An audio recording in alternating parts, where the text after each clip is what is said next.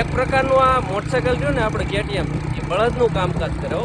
જેમ બળદનો પોરો આપવો પડે ને એમ આપણે આ કેટીએમને પોરો આપવો પડે કે આ કાળું ડિબાંગ વાદળ છે અને એ વાદળ રહ્યું હવળા હવળા ઉપર ચડતું આવે ને જો છે કાંઈ પગી ગયો વાદળડી વરવાની બહુ વાટ જોઈ પણ માજી વરાયતી જ નથી આંક્યોર રે.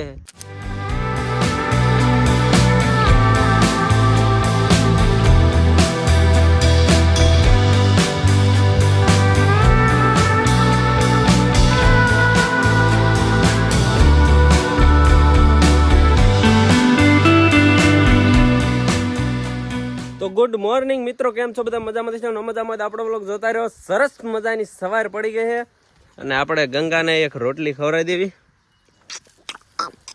બા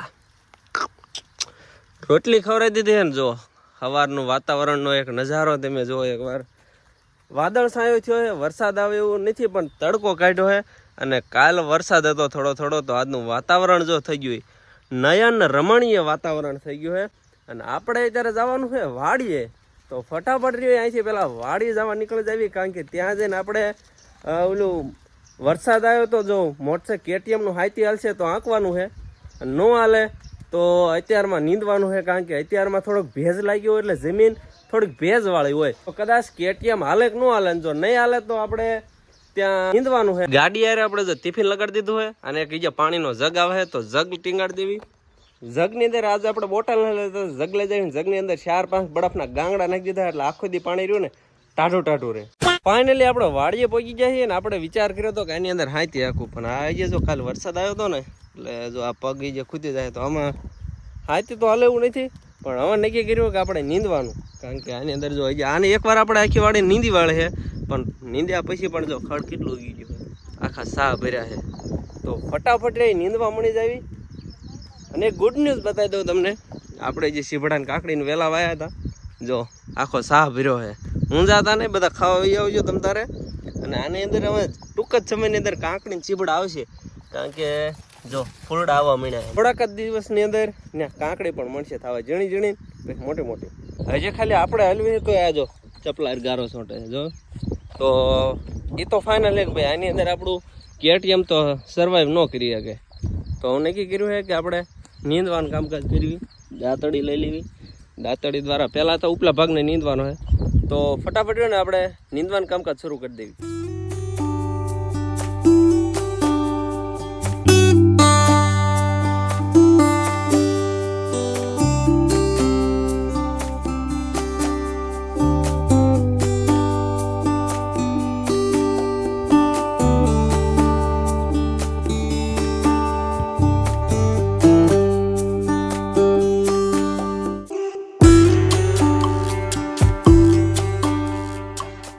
બે ઉથાલું મારીને આપણે 100 સાને પૂરા કરી નાખ્યા. જો અહીંથી આપણે નીંદતા હતા ને 100 સા પૂરા થઈ ગયા.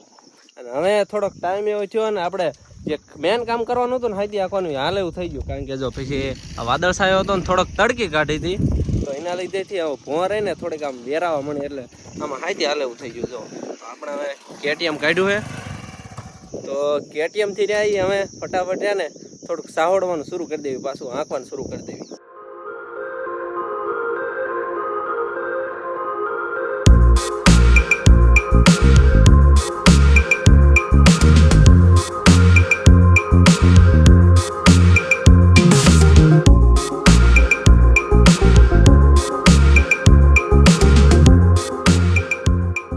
ચાલો કોઈને લોંગ ડ્રાઈવ ઉપર આવવું હોય તો નહીં.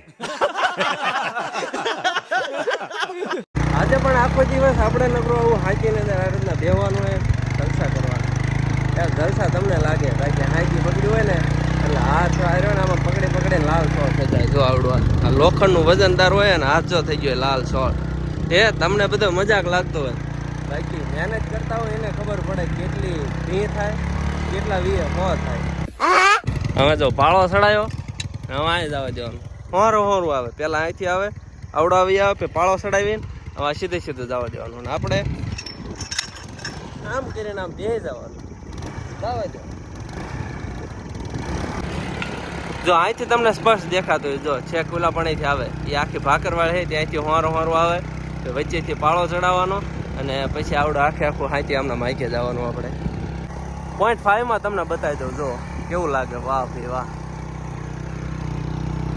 એક પ્રકારનું આ મોટરસાયકલ રહ્યું ને આપણે KTM, એ બળદનું કામકાજ કરે. હો, પેલા બળદથી આમ ખેતી કરતા, અને હવે આ સાધનથી આપણે KTM દ્વારા ખેતી કરવી એ શેઠો આવી ગયો. જેમ બળદનો પોરો આપવો પડે ને એમ આપણે આ KTM ને પોરો આપવો પડે. કારણ કે જો આપણે લગભગ 4 ઉથલું મારી રીતે હોરી ભાખરવાર સીધી, તો હવે KTM ને ઘડીક પોરો આપી દેવી. કારણ કે એન્જિન વેન્જિન થઈ ગયું ગરમ આમ રાખ્યું ને તો આ બધો તાપ આવે એટલો બધો. આપણા બેવાથી KTM ને બહુ ભી પડતી ને, ડ્રાઇવિંગ સીટ આપણા હાથમાં આવી ગઈ. જોઈ લો, ગાડી તેરા ભાઈ ચલાએગા. ઘર ભેગું થાને ભાઈ. પાછો ઘડીક આપણે KTM ને પોરો આપી દીધો. આપણે થોડાક દી પહેલા ખબર ટીટોડી હતી ના ઈંડા હતા, એ જે ઈંડા ઈમણામ જ છે, એ જે બચ્ચા નથી. તો હાલો બતાવી દઉં તમને ટીટોડી ઈંડા. હાથી આંકતા હતા ને તો વચ્ચે આવ્યા હતા, તો આપણે એની સુરક્ષા માટે આપણે હાથીને આદર લઈને એટલી જગ્યા છોડી દીધી હતી. એટલે આપણે નુકસાન કઈને પહોંચાડ્યું. જો આ ટીટોડી ઈંડા એમના મેં 4 અને આપણે જો આટલો ભાગ નહીં રહ્યો ને એને આંક્યું નથી ટૂંકમાં. એટલે ટીટોડી ઈંડા રહ્યા ને એકદમ સેફ રાખ્યા, એટલે છોડવો ડટાઈ ગયો. આને ધ્યાન રાખવું પડે આપણે, કેટલી મહેનતથી ઉછાર્યો હોય અને આમ ડટાઈને મરી જાય. આવડો મોટો જુવાન છોડો ડટાઈને મરી જાય એમ પોહાય આપણને કઈ. આ બાજુ કાળું ડિબાંગ વાદળ ચડતું આવે છે, આપણે આ બાજુ ખુલ્લું વાતાવરણ જો એકદમ હાવ ક્લીન ચોખ્ખું. હવે ફટાફટ કોમેન્ટ કરો કે આ વાદળ હાલ્યો આવે એનો વરસાદ આવશે કે નહીં. અને મારી રાય સાંભળી લો, હું એમ કહું, મન એવું કહે કે વરસાદ નહીં આવે, પણ મારું દિલ એવું કહે કે વરસાદ આવશે. કારણ કે પછી નીંદવું જ નહીં ને, ઘરે વહી જઈએ. બાજુ ને એકદમ ટાઢો પવન આવે છે, અને ટાઢો પવન કેવો ખબર હે, ઓલો અત્યારે આ બાજુ કેમ ખરાખરનો વરસાદ પડ્યો હોય ને એવો ટાઢો મસ્ત પવન આવે છે ને કે આમ મોજ આવી જાય. જો એટલે આ જે વાદળ રહ્યું ને આ ક્યારનું આ બધું હરુડે ને એવું બધું થાય. જો હવા છેક ઉપર વી આવ્યું, એટલે આ બાજુ રહ્યો ને ઓલમોસ્ટ લગભગ વરસાદ આવવાનું શરૂ થઈ છે. અત્યારે લગી રહ્યા ને હાથી હાંકતા ને તો ફૂલ ગરમાળો હતો ને, અત્યારે જો તમને આની અંદર નકરો પવન જ આવતો હોય છે. કારણ કે પવન જ એટલો થયો હોય. આ જો લીમડો આખો થાય.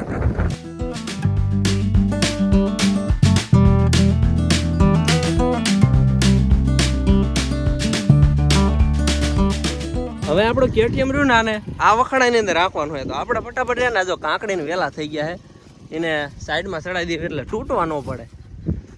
જો અને વરસાદ આવવાનું શરૂ થઈ ગયો છે. સાંટા તમને દેખાતા હોય તો, ન દેખાતા હોય કાંઈ વાંધો નહીં, આમાં વેલા ચડાવી દેવી આપણે. એટલે કોઈ મૂંઝાતા નહીં. ક્યારેક આપણને મળવા આવો તો કાંકડીને છીપડા આપણે ખવડાવશું. વાડી આવો ક્યારેક, જો આખો સાર્યો ને કાંકડીને છીપડાનો છે. ફાઇનલી મેઘરાજાની બદરામણી થઈ ગઈ. જો તમને કે છાંટા દેખાય એની અંદર, સ્ક્રીનમાં નહીં દેખાતા હોય પણ જોજો હમણાં હાથ ઉપર પડશે ને તો તમને દેખાય છે. એટલે પડ 2-4 છાંટા જો આ સાઈડ દેખાતા હોય. જો વરસાદ શરૂ થઈ ગયો, છાંટા દેખાય તમને. તો ફાઇનલી મેઘરાજાની પધરામણી થઈ ગઈ. કઈ નહીં યાર, ભગવાન પણ ઈચ્છે કે હું કામ ન કરું, એટલે ભગવાને વરસાદ મોકલ્યો, એટલે હવે નીંદવું નહીં પડે. જો આયો મેહુલો આયો ને આપણે અહીંયા KTM શરૂ છે. વાહ ભાઈ વાહ. ભલે વરસાદ આવે, બાકી આપણે કામ કરવું હોય ને એને વરસાદ પણ નડતો નથી કામ કરવા વાળાને. પણ મને 2 છાંટા વરસાદ પડે તોય નડે. શરમ હે કુછ. વરસાદ આવવાનો તો લાગી ગયો, જવાનો તો વહી ગયો, બેન થઈ ગયું. રોંઢાનો સમય થઈ ગયો ને થોડુંક પેટ પૂજા કરી લેવી. ડુંગળી મળી જાય છે, લીંબુ, બાજરાના ઘઉંના રોટલા ને મરચા. આ બાજુ અથાણું છે ને આમાં શીનુકનું શાક છે. સોરી, શાક નથી, એ તો અમારી ફેવરિટ કઢી છે, કઢી.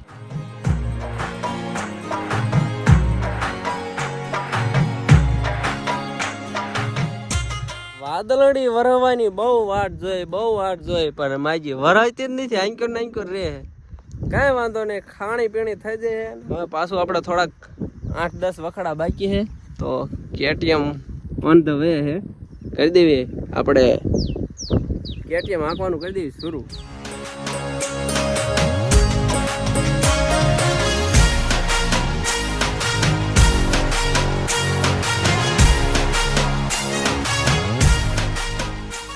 હાથી આંખવાનું થોડુંક શરૂ કર્યું તો પાછો વરસાદ આવી ગયો. ઠપ કરતો. જો છાંટા તમને દેખાતા હોય તો.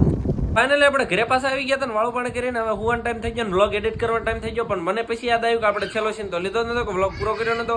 તો ફટાફટ રે વ્લોગમાં આવી ગયા, નવા આવી ગયા તો સબસ્ક્રાઇબ કરી નાખો અને ટાટા બાય બાય. મળીએ છીએ નવા નેક્સ્ટ વ્લોગ વિડીયોમાં. લાઈક, સબસ્ક્રાઇબ, ફોલો, શેર સબ કુછ બધું કરી નાખો. Bye bye.